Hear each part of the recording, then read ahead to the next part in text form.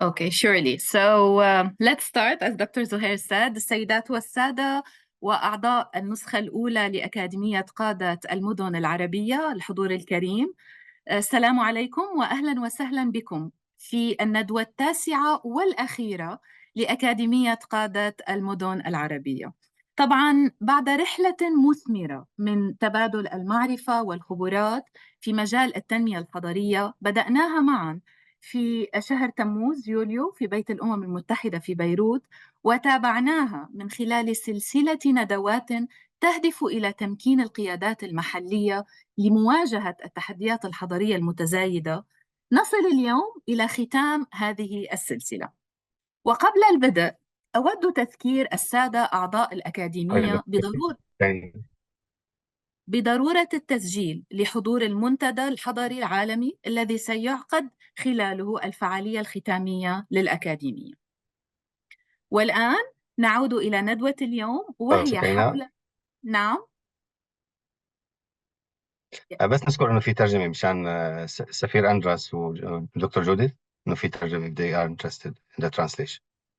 خبرتهم already يا دكتور زهير. So basically, Dr. Okay, Andres, Dr. sorry. Judith, just mentioning again that there is interpretation for you to turn to that channel. I don't know where I arrived before the interruption, but I was just saying نعود الآن إلى ندوة اليوم وهي حول دبلوماسية المدن ومواجهة التحديات العالمية من خلال التعاون المحلي. طبعا تعد دبلوماسية المدن أداة حيوية ومتنامية في التعامل مع التحديات العالمية المعقدة، طبعا حيث تلعب المدن دورا رئيسيا في بناء جسور التعاون وتبادل الخبرات بين المجتمعات المحلية والدولية. في عالم تتداخل فيه القضايا البيئية والاقتصادية والاجتماعية، باتت المدن فاعلا أساسيا على الساحة الدولية من خلال شراكات محلية وعالمية تهدف إلى مواجهة القضايا المشتركة مثل التغير المناخي، الهجرة، الأزمات الصحية وغيرها. ومن هنا تعتبر دبلوماسية المدن وسيلة لتعزيز التفاهم بين الشعوب وتعزيز الازدهار العالمي عبر مبادرات محلية فعالة. طبعا تساهم أيضا دبلوماسية المدن في تعزيز التنمية المستدامة من خلال تقوية التعاون بين المدن وتبادل الحلول المبتكرة وأفضل الممارسات أيضا، وبالتالي تلعب دورا جوهريا في تنفيذ أهداف التنمية المستدامة والخطة الحضرية الجديدة. ندوتنا اليوم سوف تركز على عدة محاور أساسية، منها دور المدن في مواجهة التحديات العالمية من خلال التعاون المحلي والدولي، ودور دبلوماسية المدن في تحقيق التنمية الحضرية المستدامة. وعليه نتشرف اليوم باستضافة خبيرين متخصصين في المجال، وهما السفير أندراش سيزوريني والدكتورة جوديث كوزنكاو.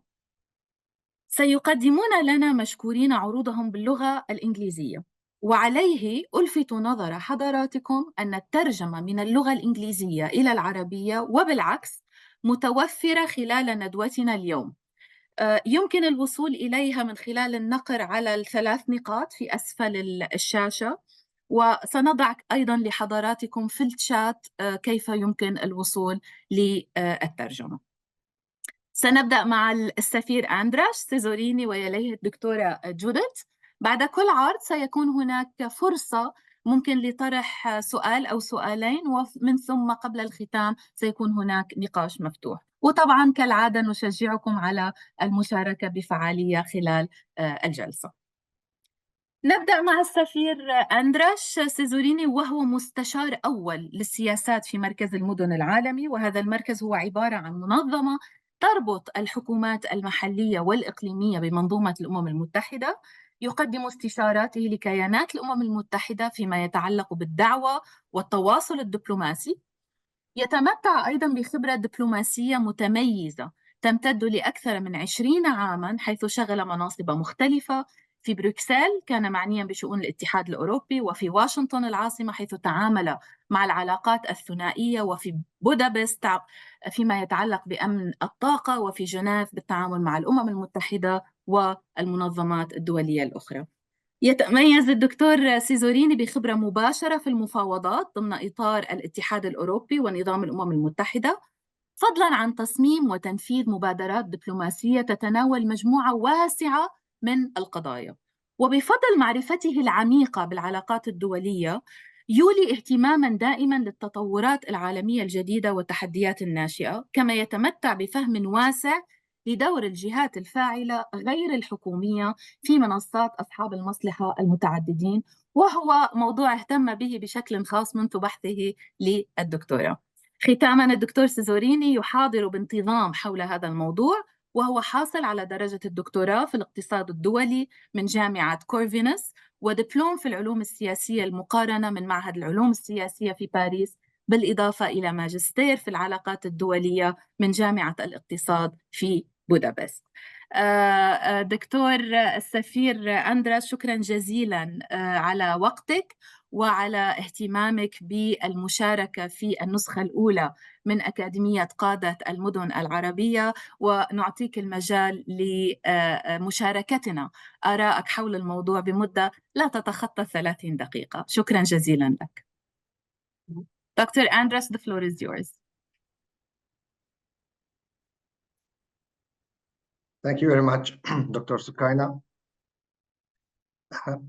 It's a real pleasure to participate in this final round of the Mayor's Academy and share my views on city diplomacy with all the participants. Let me... The honor is ours, Ambassador.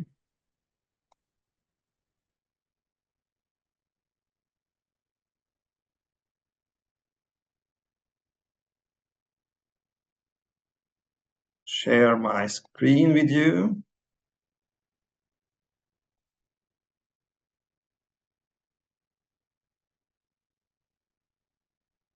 And try to make the best of the 20 minutes we have in front of us. When talking about diplomacy, usually we think about states and international organizations.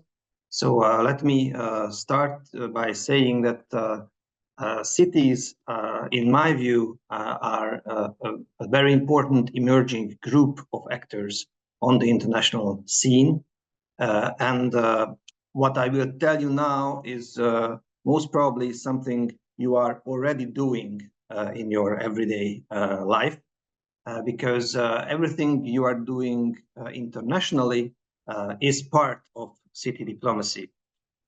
You might not sign international agreements or you don't have representations abroad, but when you interact with other cities, when you interact with international negotiation processes, or when you participate at the United Nations event or program, just like the Mayor's Academy, it is part of city diplomacy. Although we will talk mostly about how to engage with the international processes to promote and advance sustainable development goals and to build a better future, let's not forget that the ultimate objective of city diplomacy, at least in my view, should be that you advance your city's local interest on the international scene. And promoting and advancing SDGs is a global goal, but because of its local effects, it is in your local interest to do so. Let me guide you through the 3 levels of city diplomacy I would identify as basics.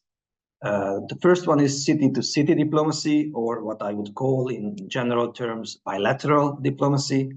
And the second and the third avenues or instruments are the multilateral city diplomacy actions, the city diplomacy through networks, which is a horizontal way of cooperation, and the city diplomacy at the international level with international organizations, here mostly with the United Nations system, but also with other international organizations, be it Multilateral Development Bank, be it the World Economic Forum, be it the international federations, It's more a vertical, multi-level city diplomacy action where the local and the global level interacts and advances the common goals. Whatever you are aiming for, don't forget that these three levels might be used separately, but they might be also complementary, and you can achieve your goal through city diplomacy using these different avenues in parallel or separately. Just very briefly on the first level, city-to-city diplomacy, because this is the oldest, the most traditional way of interaction. This is historically based on trade, on security matters, but also on cultural exchanges. For example, the very well-known version is the sister cities programs, or in European terms, the twinnings between cities, where the city leaders identify a very concrete issue, project, or challenge, and they discuss it with a peer who has already the experience or who faces a similar challenge to enrich the thinking through knowledge sharing. Of course, today it's an increasing area because nowadays it can be an issue of how to attract foreign direct investment. It might be an issue of how to develop free economic zones. So the area of topics you can discuss on a bilateral basis with another city leader is increasing, and also the localization of the Sustainable Development Goals might be a topic of a simple bilateral exchange to share your experience and to learn from your peer city leader in your country or in another country to know what mistake not to make or how to be more effective. The second level, as I mentioned, is because the areas cities engage are increasing. The climate change and sustainability issue is clearly something which affects every city in different ways, but every city around the globe. Migration and the situation of refugees is a topic which is more and more present in the everyday life of city leaders.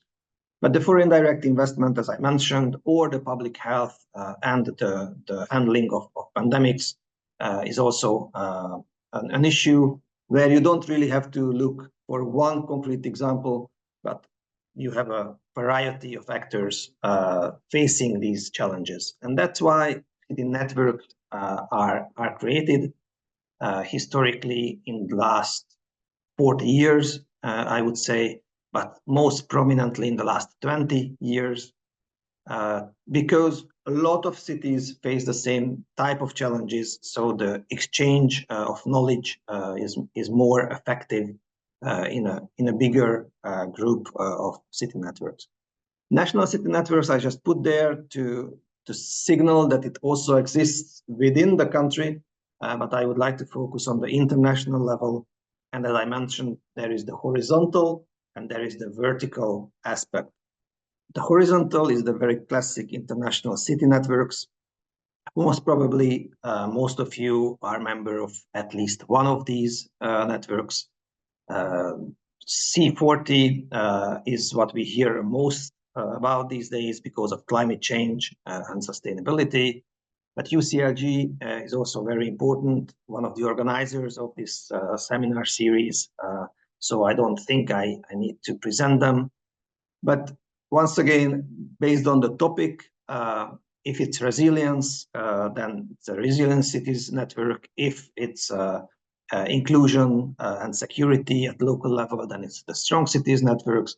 If it's migration, then it's the migration mayors for migration council.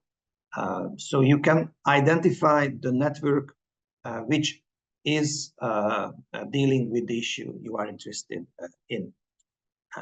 And I also mentioned the international organizations-led networks, because it is very useful as well that some international organizations, like the World Health Organization, for example, created its own network called Healthy Cities, or the International Telecommunication Union, dealing with digitalization and smart cities, created the U4SSC, United for Smart Cities Congress, to really push this issue and work directly with those cities who are interested in knowledge sharing in better local implementation. And then we see that the emerging challenges are really something where local governments, cities are not only on the receiving end of the policy, but your expertise, your knowledge should be also reflected in the policy making, because at climate change, cities can do a lot for reducing emission, for being more sustainable, more efficient. On pandemics, cities are key players to not only preparedness, but also management. And the list goes on,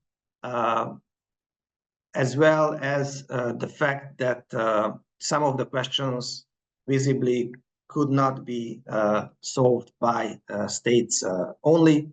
So we believe that a better coordination, cooperation between the local, the national, and the international level might be a very, very big added value to make better policies, which then can be more efficiently translated, implemented on the ground. We know that the current international organization system is state-led. Member states are the members of these organizations. And we know by experience that the policies decide that the international organizations are looking at cities mostly when we want to implement these policies. However, we advocate for the fact that if local governments are included already in the policy making phase, then the outcome of these state-led negotiations or state-led work can be better and can be better implemented on the ground. International organizations understand it more and more. States are still a little bit hesitant, and we think that local and regional governments have a big role to play to show their added value to these processes. That's the demand side. And then you have, of course, the question whether cities can do it. And I think you do. The increasing size of population and economic power is a basic advantage of the cities. The willingness of the city leaders to engage internationally, I think I don't have to explain. The fact that you are participating in the Mayor's Academy shows that you want to be able and capable of working with the international organizations and at the international scene. Just to use some of the examples, the new communication technologies is clearly a huge advantage for cities compared to previous periods in diplomacy, when you can engage directly with your peers, with international organizations, with philanthropies, with NGOs. You can participate online at meetings like this one without having the burden of traveling, financing, and so on and so on and so on. And you can use the multiplicating effect of the networks I just mentioned previously. However, I also know that there are some limitations on human resources, on financial resources, and also let me say that on local political constraints. It might be that the city leadership is not fully agree on the importance of international engagement. It might be that the local leadership is willing to engage, but the national leadership perhaps is not 100% agree. But also it can be that the local population cannot see the added value of your engagement on the international scene. So you as city leaders need to manage all these expectations and present the value of your participation in the international scene. Therefore, my first advice is that you choose your weapon carefully. You decide what is your goal and choose the right diplomacy tool to achieve this goal. If this is how to implement sustainable development goals on your territory, then you can go from there on. On your goal and how to define it, I will leave Dr. Kozenkau to explain more on the foresight and planning side. And I would just like to mention the choice of the tool very briefly, because I'm working at the Global Cities Hub, where we, as most important mandate, try to connect cities to the United Nations and other international organizations to make this added value seen and heard in the international discussions. We also promote urban work, but that's something I will not spend time on now due to the short period we have. And when I say engagement with international organizations, I'm talking about very concrete subjects. With the SDGs in plural, my usual problem is that we don't implement SDGs. We implement SDG 11, or we implement SDG 6, or implement SDG 13, right? But cities are the actors which are really handling most of the SDGs on their territory. When you provide water to your citizens, you work on SDG 6. When you build a new school and want to digitalize the school, you work at the same time on SDG 2 and SDG 16. You also have to finance the localization of SDGs. So international cooperation is very, very important for that. But you, as mentioned at the very beginning, you might be concerned by migration, human rights promotion, public health, or plastic pollution.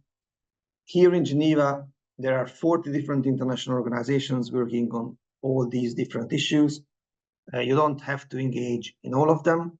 Once again, you have to choose your goal and then decide where to engage, or you have to be aware of your strength and see what are the international processes, your contribution, your experience can be best utilized.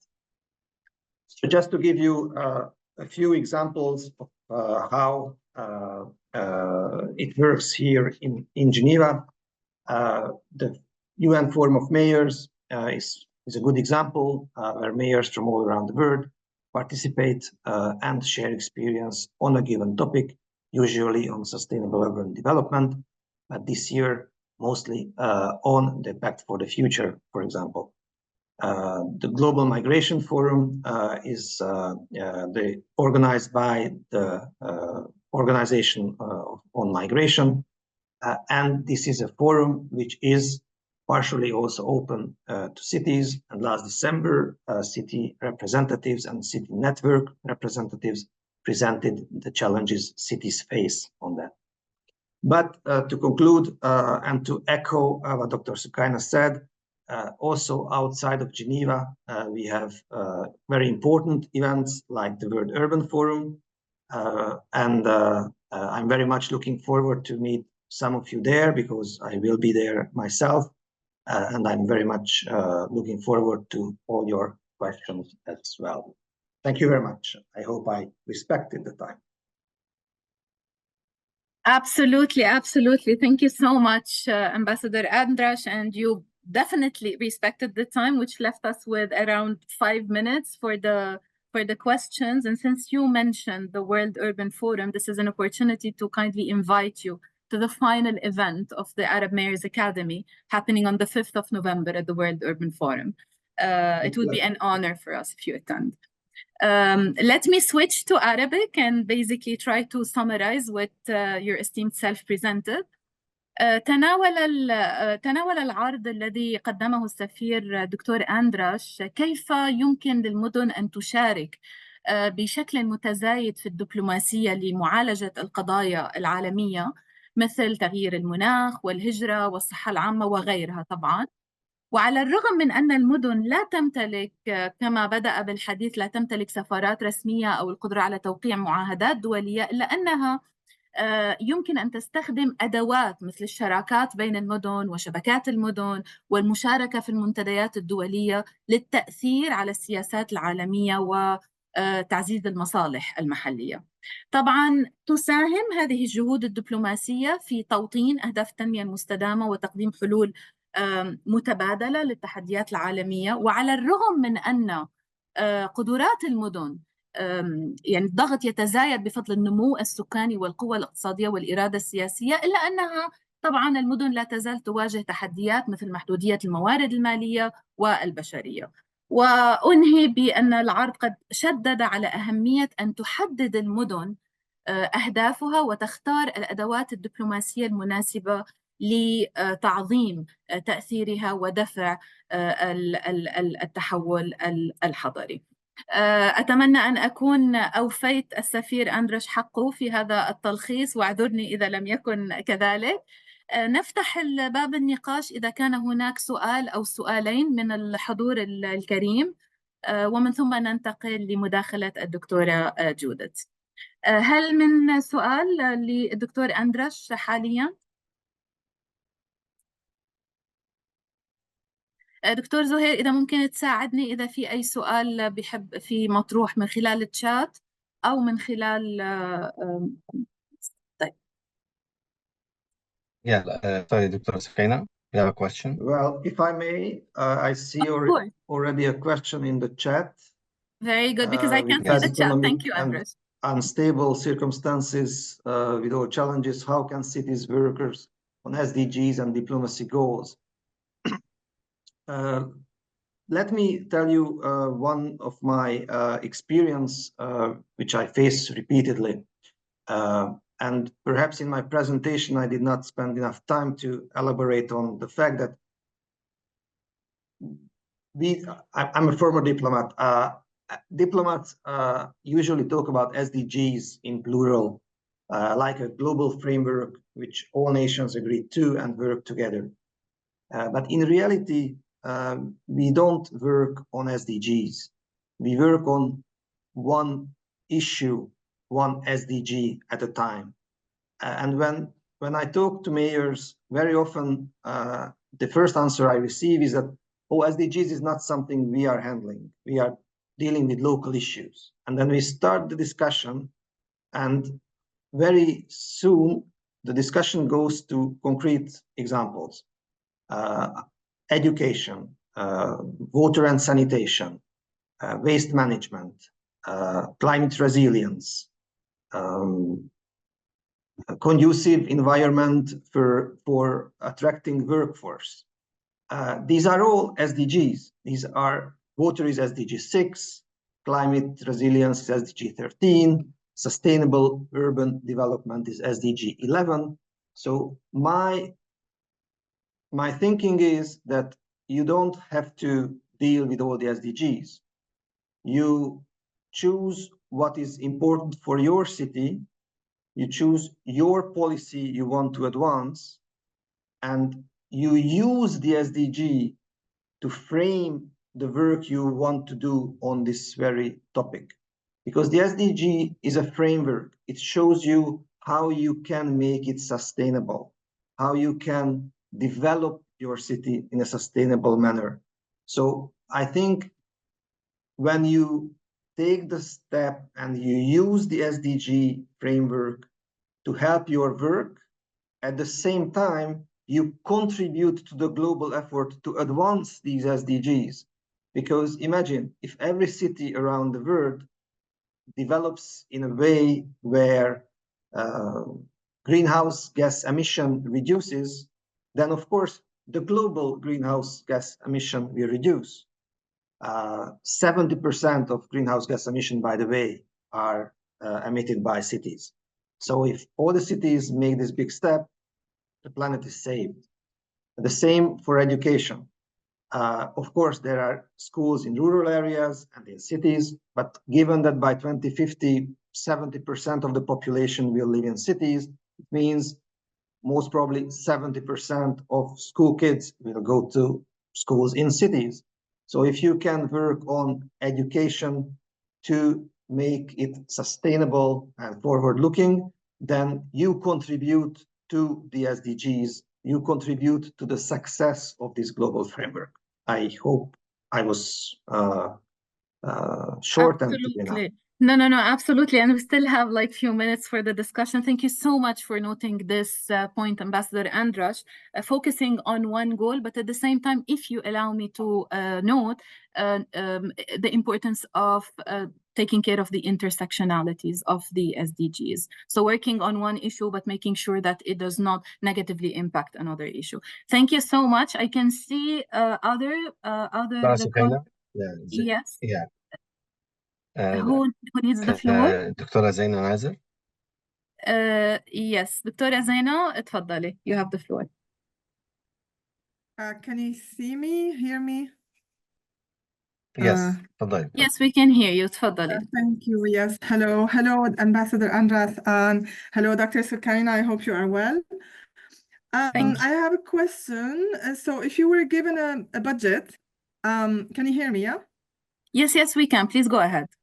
If you were given a budget and you need to prioritize, I mean, you mentioned few elements, and if you were given a budget and need to prioritize climate change, poverty, immigration, education, which one would you put first? And that's my first part of the question. The second part is, how does that apply to different cities? So let's take just some examples. Maybe one developing or developed cities, one. Well, I mean, maybe give an example, but yeah, it would be nice to know from your point of view. That's very important for us to know how would you prioritize those elements that you have mentioned. Thank you so much for the questions. Thank you, Zaina. Andras, would you like to take the floor? Yes, thank you for the question. Already the question, as you formulated it, answers partially itself, saying every cities might have different priorities. Of course, in a city where the local effects of climate change, the local extreme effects of climate change hits hardest, might prioritize spending bigger part of the budget on infrastructure development or training and education programs for the citizens how to survive these extreme weather events. In a city where you have a huge immigration and, for example, big slums, Latin America, for example, obviously managing the migration and trying to control as much as possible the irregular development of slums might be a bigger challenge than education. I believe that city leaders should focus, as by the way, national leaders and international leaders as well, first on the people. So for me, poverty reduction, access to water and sanitation, and education are clearly the three most important things. Although I spend 25% of my professional time dealing with smart city developments and discussing how digital twins can contribute to handle congestion in big cities. But to answer your question, I think we should start from a very people-centered approach and make sure that the basic needs of the populations are guaranteed. And once that's done, then we can move forward to more development-like approaches. Absolutely, absolutely. Thank you so much, Ambassador Andras, for the insights. We'll take just one more question for the sake of the time and to give Dr. Judith the to be fair with her with the time remaining. So there is the hand of Mufti Hussein. I'll give you the possibility to talk. Yes. I guess it's my mistake. It has been there for a while. Oh, okay. Okay, then in this case, let's move with Dr. Judith, and again, thank you so much, Dr. Judith, for your time and for your interest to join to contribute to the first edition of the Arab Mayors Academy. I'll switch to Arabic. ننتقل الآن إلى الدكتورة جوديث كوزينكاو، وهي تمتلك أكثر من 15 عاماً من الخبرة في مجال الاقتصاد الدولي، مع تركيز خاص على الاتجاهات الكبرى والاتجاهات الاجتماعية والاقتصادية العالمية والابتكار.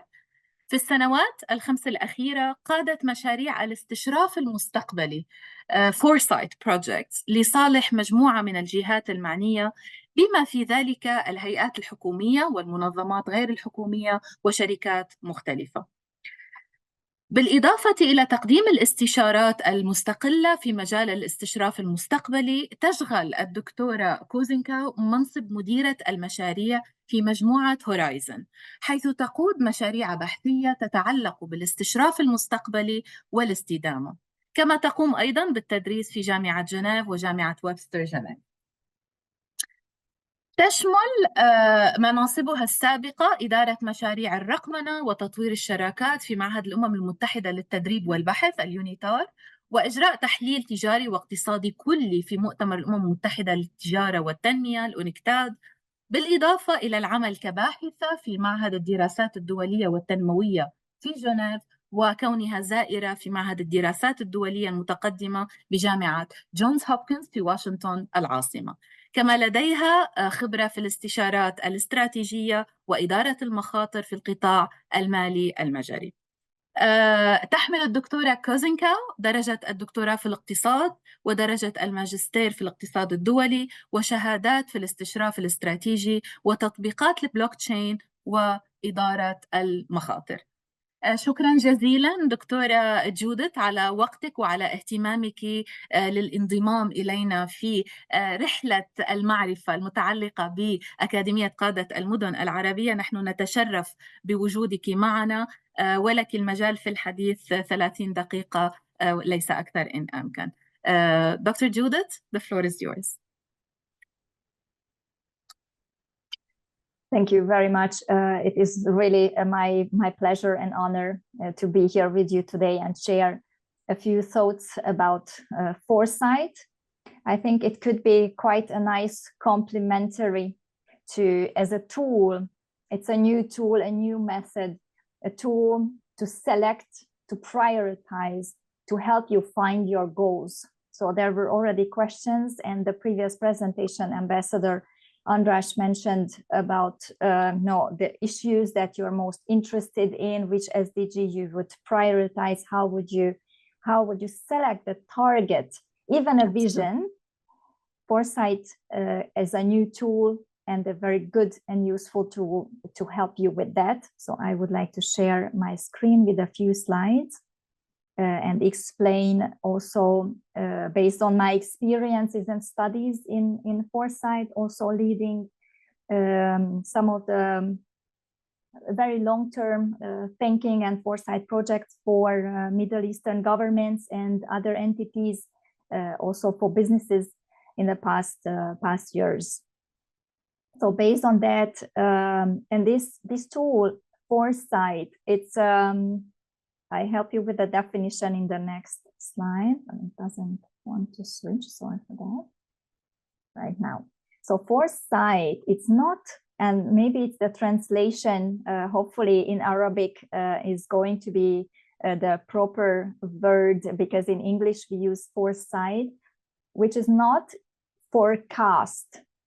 It's not the same, right? So we're not talking about forecasting, but we're talking about foresight, which is to help us understand and navigate our complex, interconnected, uncertain, volatile, constantly changing, accelerated world. And with foresight, we also talk about not only necessarily of one future, but futures, possible futures, and to create that future. With foresight, we will have the opportunity, or gives us the opportunity to create the future for ourselves, or to make the choice of which future we would like to go for. And as you see in the definition here, foresight is an invitation to think ahead, navigate a complex environment, and make decisions, even though the pathway ahead is uncertain. Foresight is the ability to judge correctly what is going to happen in the future and plan your actions based on this knowledge. Meaning that foresight is a set of tools, right? It has different pillars. It requires a certain mindset, a little bit of a practice to get into this area. But after, either building your own internal capacity, or by, in the beginning, maybe inviting external help, advisory on how to do that, can be really, really useful. And we happen to work with institutions, different entities, also to build their own capacity internally, then to run these exercises and tools on their own as well. Or it can be with external help as well, to help you do these exercises in the beginning.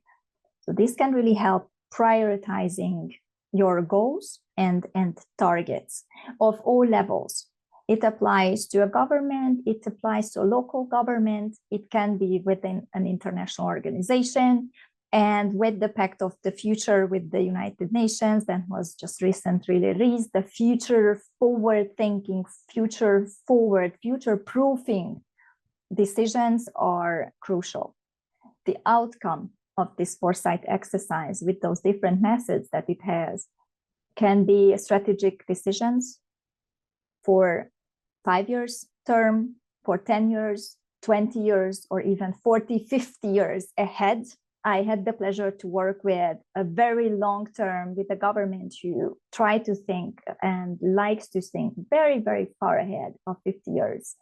50, right? And really to envision the future, to come up with a vision, to envision the future, because it can be useful to better understand these complexities in the world, to also be more aware of the changes that are around us, that informs for better risk assessments.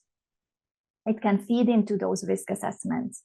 It is a way for exploring multiple futures, right? Because we're not necessarily going forward with only one future. If you just look at those scenarios, they use those words scenarios in the net zero pathways, right? Whether the global warming of the Earth is going to be around 2 Celsius degrees or 4 Celsius degrees. We already talk about 2 different futures, right? It's not one. Those different scenarios, you need to prepare maybe already for both, right? In a way. And this foresight can help you prepare and lead with those scenarios in a structured way, right? We can envision the future. We can envision possible future.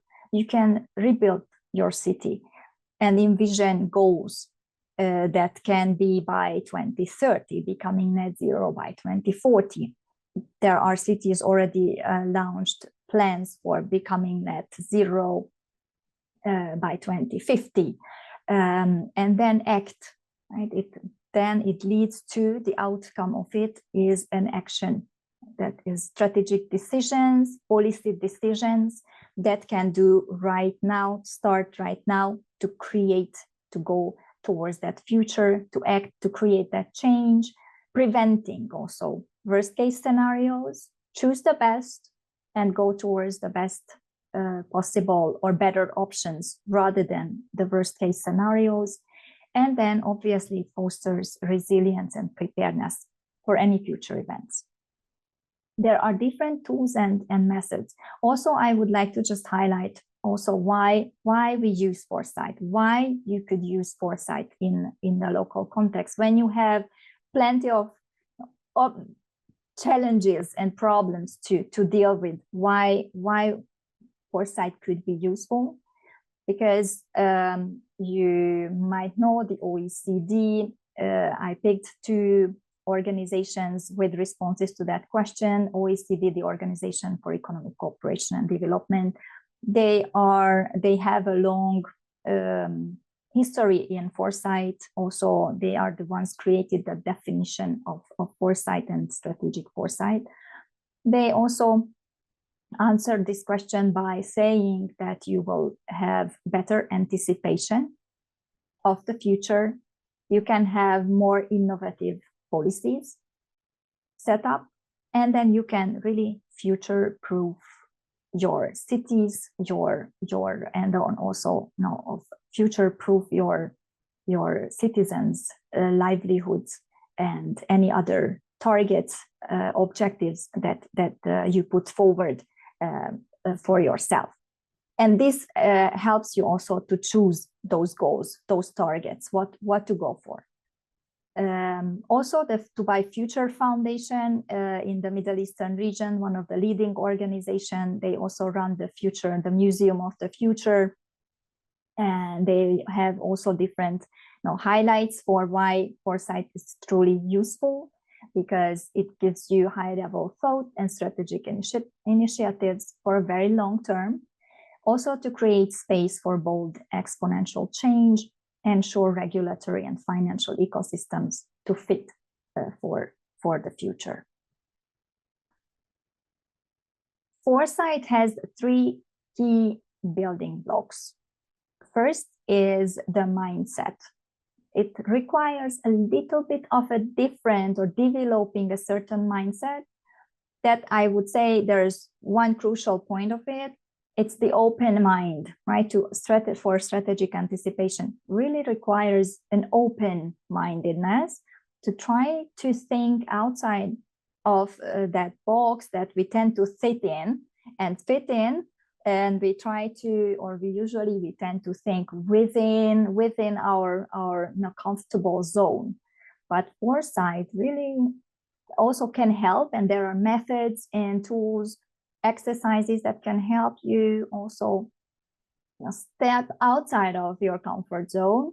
And also with that, we run expert workshops and external to break an internal entities, a little bit more like an internal looking situation. An external or inviting external experts to help shake up the thinking and come up with new ideas and brainstorming about a certain problem, to invite someone or some more persons to think about this problem, not only from your entity, but outside, with some expertise in the field, that can be very, very helpful for breaking and creating this mindset. With that comes skills, right? Skills and the context to integrate this into your organization, into your entity, or either create it on your own or by using external help and capacity for building and running this foresight exercise, with the outcome that can be strategic decisions or policy decisions for you. And the third pillar, obviously, the different methods. because foresight is not just one word, but it has a wide range of selection of different tools and methods that can be exactly tailor-made to your needs, to the challenge that you would like to solve, or even just to identify the challenge that is the most important for you. And with that, I just selected a few of them to look at a few of those different tools. And it's also not only one tool, not only one method, but it can be a combination of 2 to 3 methods to be used to come up with this expected outcome, this expected strategic decision that you can make in the end by, for example, doing a horizon or trend scanning, then build on that a trends analysis, scenario building, scenario planning, right? We already mentioned scenarios, whether the world is going to be 2 Celsius degrees warmer or 4 Celsius degrees warmer, then those are different scenarios, right? We can look at then what is going to happen in 2050 or in 2040 if the world is 2 Celsius degrees warmer and or 4, and then you see what's the difference, right? We can imagine those worlds ahead of decades. Also, visioning and backcasting, I will show an example of this one as well, widely used. With that, you have this visionary open freedom to decide to come up with a vision. That's, let's say, I would like my city and the public transportation of my city to be net zero, run on fully zero carbon by 2040. Or other goals, right? But there you have the freedom to create your goal, to come up with a vision, and then with backcasting, we go backwards, meaning then, okay, here's my goal, and then we'll see how can we go backwards and what do you need to do right now to start to make this happen by 2040. And then obviously with the digitalization, digital twins were mentioned, policy gaming simulations are also on the among the methods, tools that can be used, and also design futures. That's the more extreme in a way where you can really come up with a completely new idea, a bold idea, and then just design a future, build a new city. We have examples of that as well when we see building a completely new city from scratch. Those are also designing futures. In the next slide, I just would like to show you just kind of demonstrate a little bit very quickly on how a horizon scanning could look like. We use that, or trend scanning could look like. We use that basically on every foresight project. It's a very good start to look at trends. I've been looking at megatrends for a decade and a half now, and working on, and also the complementary trends, how trends are changing, how megatrends are evolving. And there were already, for cities, we mentioned the population growth, the urbanization, also the economic power of cities that are growing. I picked one issue, waste management, which is also a big issue because now we have 2 billion tons of waste generated globally in a year. And the forecast says that it will be around, by 2040, let's just speak, by 2040, we expect around 3.2 billion tons of waste by 2040. Around the 7% increase by the middle of our century, which is a huge problem. And with the growing population in cities, it's definitely something that must be tackled with. When we do trend scanning of this issue, right? You pick a particular issue for waste management. will do this trend scanning, meaning or horizon scanning, looking at all these numbers. What else we have? What else? First, mostly the mega trends. What other trends can influence the amount of waste, the type of waste,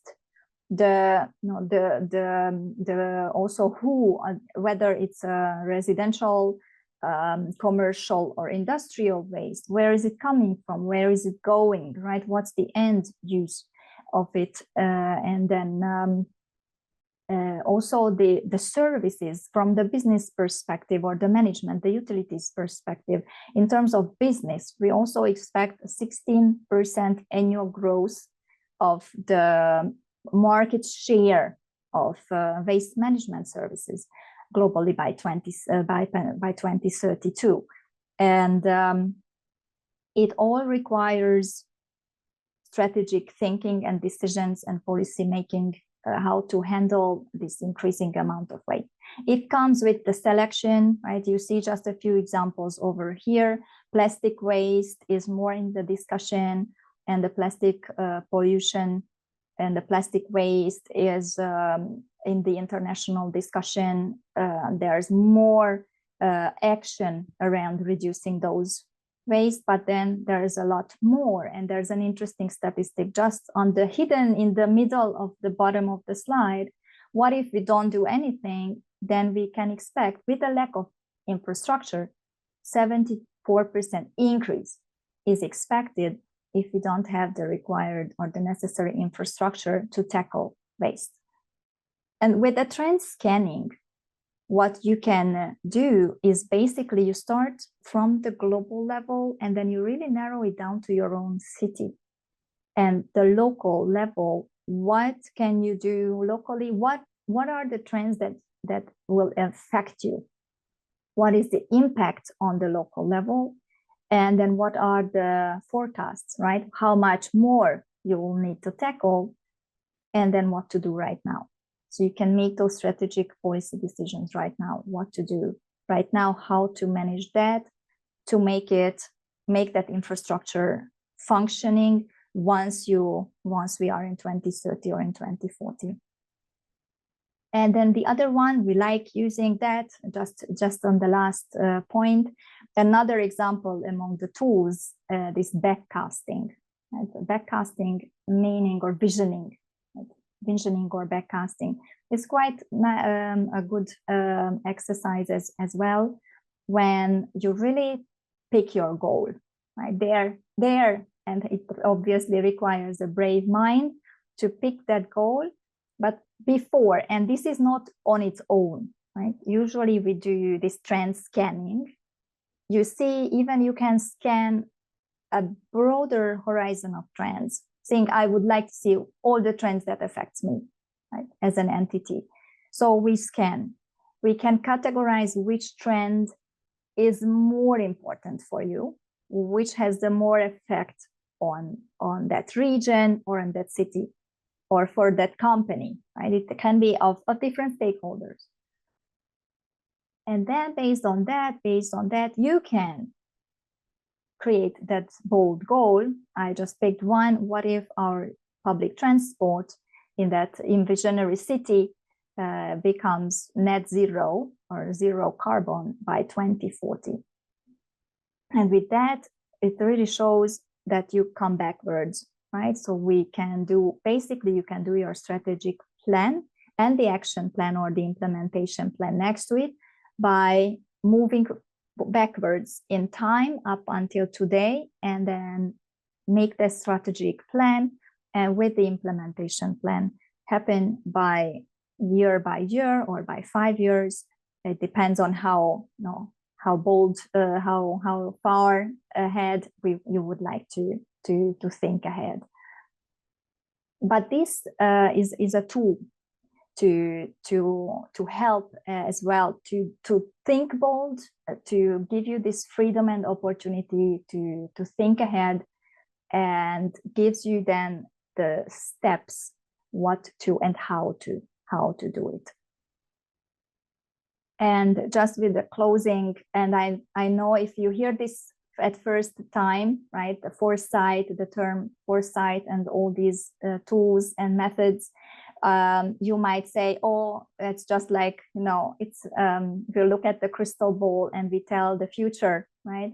It's not really, it's much more research-based and data-driven than it first, sometimes we first, at first sight, or you sometimes think, because it really has a deep ground, a deep roots in data-driven research, background, desk research, so-called as well, to look at data trends and then prioritize based on those trends and basically future-proof yourself, prepare for different scenarios, you know, as you can see, what kind of city you would like to build by 2040 or by 2050, but the options are unlimited, and foresight encourages us to dare to think big and gives you a helping hand, helping tool to make that decision, that strategic decision, and gives you the action plan as well, how to get there. Thank you very much. Thank you, Dr. Judith, for this very enriching presentation. And I completely agree with you on the fact that many of us may think that foresight is something really futuristic, not particularly related to development, etc., but it is not. And thank you so much for explaining the different aspects of it. I would like, I mean, from my role as the moderator, also bring into perspective to the attendees that foresight thinking is engraved within the Pact for the Future, and this is the tool now basically to achieve our goals in the future. So thank you so much for sharing with us your insights. I'll switch to Arabic for the summary, hoping to basically capture quite well what you've mentioned. طبعا قدمت لنا الدكتورة جوديث مشكورة دور استشراف المستقبل في التخطيط الحضري، وعرفت استشراف المستقبل بأنه نهج استراتيجي يمكن صانعي السياسات من توقع التعقيدات المستقبلية واتخاذ قرارات مستنيرة حتى في مواجهة عدم اليقين كما نسميه. أشارت أيضاً إلى أن هذه النظرة الاستشرافية من فهم البيئات المعقدة تزيد من الوعي بالتغيرات وتساعد في تقييم المخاطر وتستكشف سيناريوهات مستقبلية متعددة. كذلك شاركتنا أنه من خلال معالجة التحديات المحتملة بشكل استباقي يمكن للمدن تعزيز قدرتها على التحمل والاستعداد بشكل أفضل لمواجهة قضايا تنموية متعددة مثل تغير المناخ والهجرة وغيرها. طبعاً سلط العرض أيضاً الضوء على فوائد دمج استشراف المستقبل في صنع السياسات المحلية، وتم مناقشة طرق مختلفة لاستشراف المستقبل بما في ذلك خلينا نقول مسح الآفاق، تحليل الاتجاهات، بناء السيناريوهات كأدوات فعالة للتخطيط. أظهرت لنا أمثلة عملية كيف يمكن لاستشراف المستقبل توجيه مبادرات التخطيط الحضري، مما يضمن أن تكون المدن مستعدة للتنقل في ظل عدم اليقين وبناء مستقبل مستدام. بشكل عام ركزنا على الدور الحاسم لاستشراف المستقبل في بناء هذه المرونة، أو خلينا نقول على القدرة على التحمل. نفتح الآن المجال، يعني لدينا تقريبا 15 إلى 20 دقيقة، نفتح المجال لطرح الأسئلة على الدكتورة جوديث، وطبعا كان هناك بعض الأسئلة المتبقية الذي أردنا طرحها على السفير أندراش، بإمكاننا الآن أن نطرحها. نعطي الكلام لمن؟ دكتورة سكينة، في بالكيو ان اي سؤال من الأستاذ أسامة الطبش من غزة، إذا طالع عندك. Okay, it is very long. I'll read it. So please. Just a question. Maybe the question. Yeah. Yes. I can't see right. Okay. There is in the question and answer a text that says, تحديد رؤية استشرافية للمدن التي تتعرض للحروب والتعافي المبكر من آثارها تشكل تحدي كبير للمخططين وصناع القرار، حيث أن 70% من المنازل تم تدميرها، ونتج عنه كميات كبيرة جدا من النفايات الصلبة تقدر ب50 مليون طن حسب تقارير أممية، بالإضافة إلى تدمير البنى التحتية من جميع المدن والبلديات داخل قطاع غزة. قطاع غزة مثلا، جميع المدن قبل الحرب كانت تمتلك رؤى لمدن قطاع غزة، وبعد الحرب المدمرة برأيكم ما هي السيناريوهات المثلى لإعادة البناء بشكل أفضل في المدن لما بعد الحروب التي يمكن أن تساعد المخططين لمرحلة التعافي وصولا للتنمية؟ من المهندس أسامة طبش. شكرا مهندس أسامة. إذن أعيد السؤال، هو برأيكم ما هي السيناريوهات المثلى لإعادة البناء بشكل أفضل في المدن لما بعد الحروب والتي يمكن أن تساعد المخططين لمرحلة التعافي وصولا للتنمية المستدامة؟ Maybe I'll give the floor, Dr. Judith, if you want to react directly to the question. And of course, or maybe, yeah. And Ambassador Andras also will give you the floor for the insights. You want to start, Ambassador Andras? He's stealing the floor from you, Dr. Judith, so you decide. No worries. Go ahead, Okay. please, Ambassador Go ahead, Andras. Ambassador Andras. Thank you very much. Before I answer the question, may I just add one thing? In my presentation, I was focusing more on the challenges because usually the UN system and the international organizations are working on existing challenges. But I appreciated a lot what Dr. Judith mentioned about foresight and planning for different futures.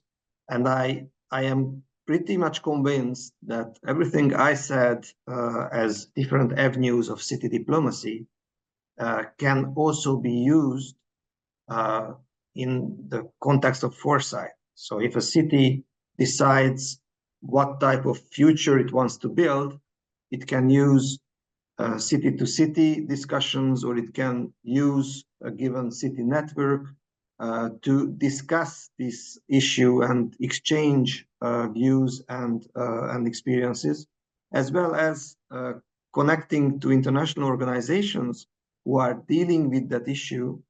And at the Pact for the Future recently in New York, we saw it clearly that the whole UN system is slowly but moving forward to work on future scenarios. So it might be a very interesting area where the local and the global level can communicate. And very briefly on the question of Gaza, I would like to share with you a similar example which already exists. The devastation, perhaps it's not the same level, but also in eastern Ukraine, several cities were heavily bombarded and destroyed.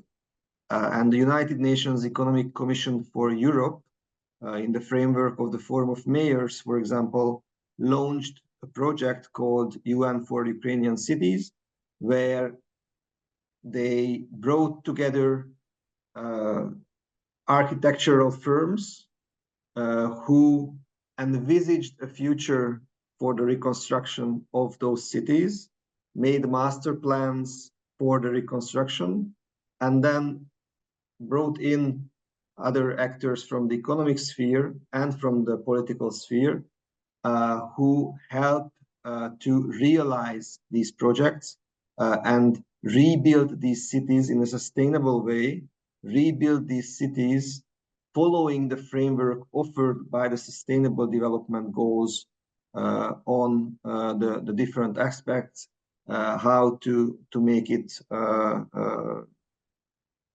more urbanized, how to make it more people-centered, and this cooperation between the local government, the international organizations, and the business sector architects and construction companies can help to rebuild, to rebuild in a sustainable manner the cities which were destroyed in Ukraine.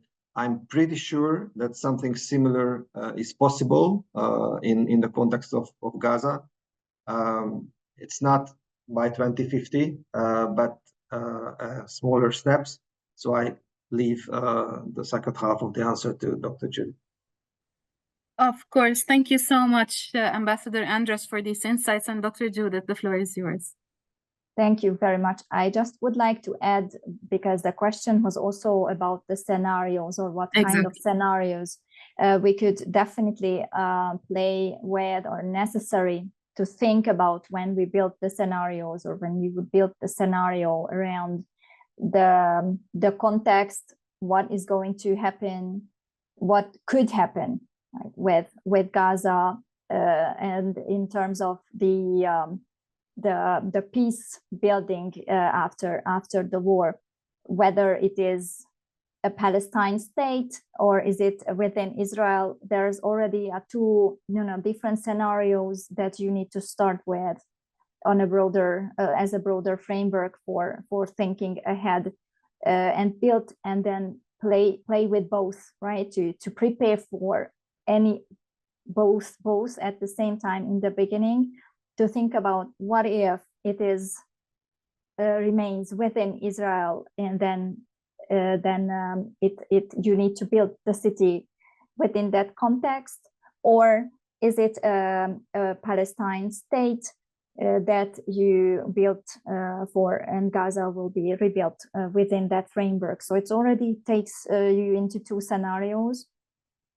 And then also at the time horizon, as Ambassador mentioned as well, when we can expect the war to end, that must be also added into the scenario. When can we start the recovery and the rebuilding of the city? When can it get started? And then we'll also adjust into your scenario, whether it is in a year, whether it's in 3 years, hopefully sooner, obviously, but this will also change, or it will give you different aspects for the scenario. And then with the scenario, you look at what are the consequences of the war, what could be, right? If it ends in a year, where could how the city could look like, and then what to start with. Whether it's 3 years, then after 3 years, most probably unfortunately a much worse situation, much more difficult situation to rebuild, but then how to go about it in 3 years time, or after that, within the context of Israel and Palestine. So those are the different scenarios that can absolutely be envisioned, right, and think about, and it gives you already the preparedness right now. So you think of those already, and whatever is happening or will materialize, whichever future, right, about these multiple futures, we can then we are going ahead, then you can already start using those scenarios and plans that you prepared. It gives you preparedness already. Yes, absolutely. Thank you, Dr. Judith. And this issue of preparedness is key, I would say, even in identifying our goal, be it after the reconstruction, as Ambassador Andras said, or in terms of identifying the correct scenario. Let's see if from the floor there are participants who would like to. Dr. Abdel Moghni, yes, please, you have the floor. Go ahead, please. We have 3 questions in the chat also. الدكتور عبد المغني تفضل، وأهلا وسهلا فيك في هذه الندوة.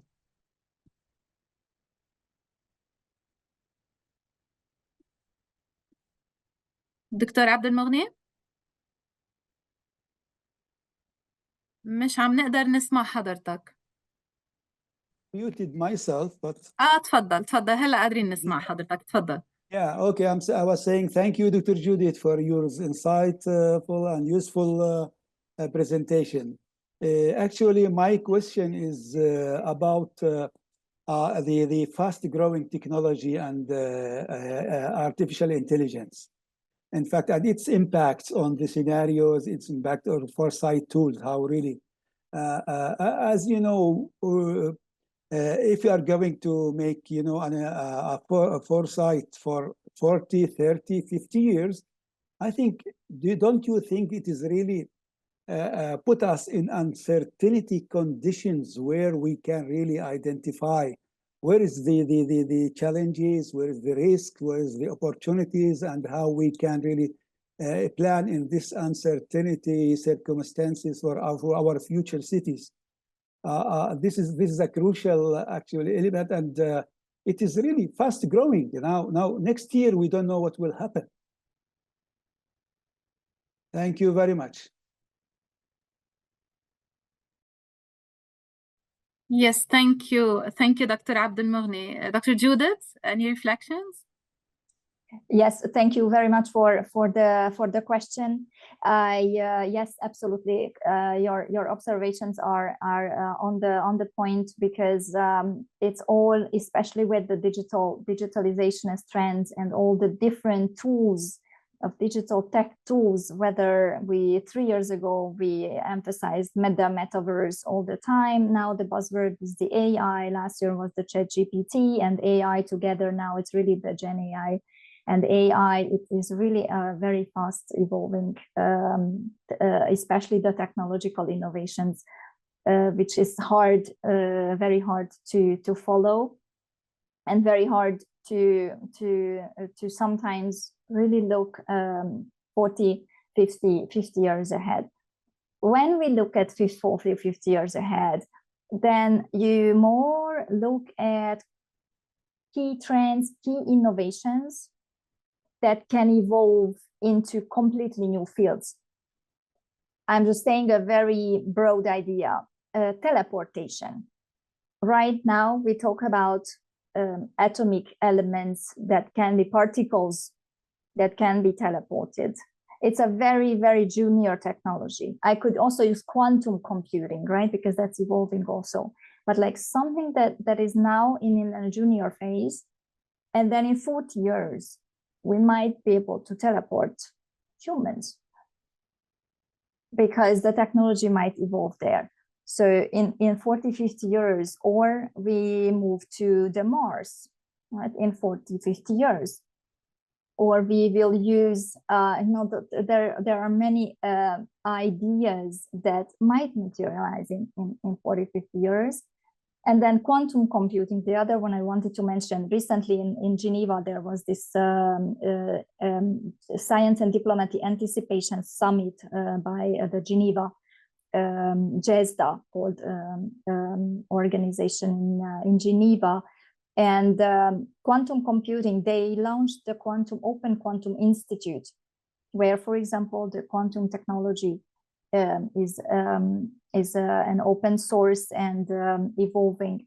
And this is also, some experts say it will materialize and be commercialized in 10 years. Others say no, it will take 25 years. Right? It depends on them to scale that up. So it's absolutely correct. Even within AI, it's hard to say what exactly is going to happen, but we can still play with different options. Right? What if AI takes over?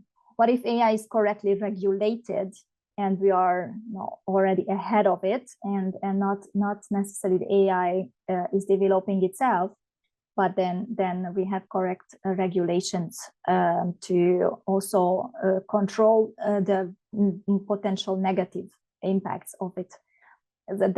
Those can be so true with different scenarios. And it's a challenging exercise, but not impossible. I would say it's not impossible.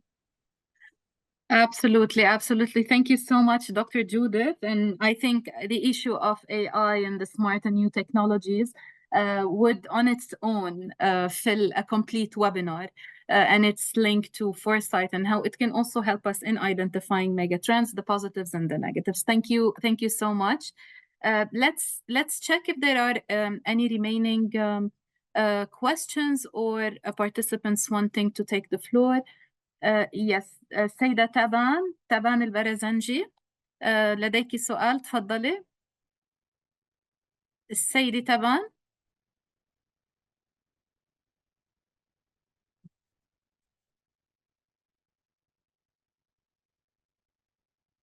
السيدة تبان، حضرتك تمام. رافعة. نعم. نعم، قادرين نسمعك، تفضلي حضرتك، تفضلي. Okay. Sorry, I have a question for the. ممكن تطرحي السؤال حضرتك بالإنجليزي أو بالعربي، تفضلي. Okay, thank you.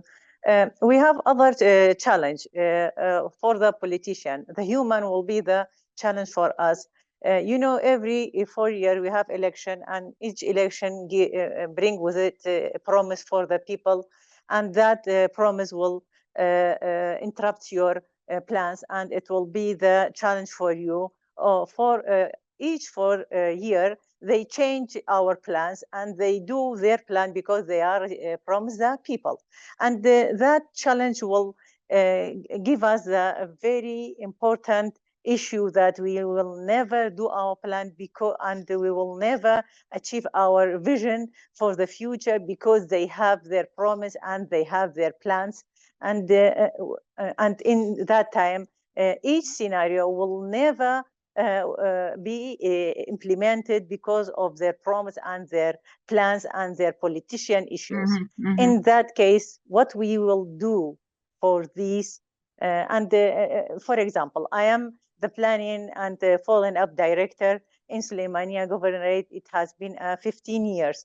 And in a little time, I will never do my plans because they implementing their plans. They interrupt our plan, which is benefit for my city because they promise people and they have their plans. What I will do for the future. Thank you.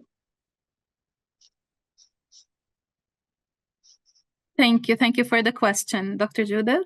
And maybe even Ambassador Andrus may have some insights. So go ahead, Dr. Judith.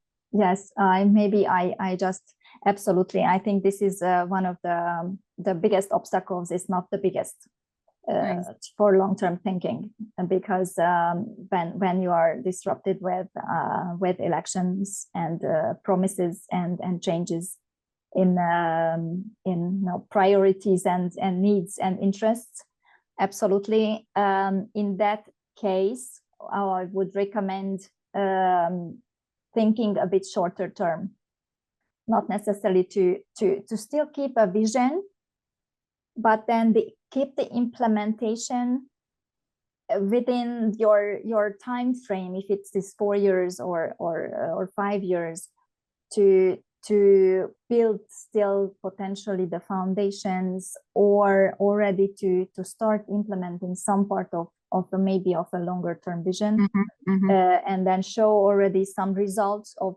if we go to that direction, here are already the steps that we can do, here are already some of the impacts, some of the implications, the effects that can already manifest in a shorter term, so that you can show the results. If we go forward in that track towards a 15-year or a 20-year vision, here are already 4 years of implemented actions and steps that shows these results, because you can always pick results and goals that can be quickly manifested and have good consequences already in a shorter term. If I may join in. Absolutely, please go ahead. Just two small remarks, because I think it's a very pertinent question, as well as local, as well as national levels. The governments are always facing this challenge. We were talking a lot about the sustainable development goals, and I think we should see something positive in that. It was a framework which was imagined for 15 years, right? We are at the middle of the process, and you hear a lot about what we have not reached. But we also have to see that by setting the targets for the next 15 years, we also encouraged other stakeholders, not only governments and international organizations, but businesses, local governments, NGOs, and others to drive to the same direction.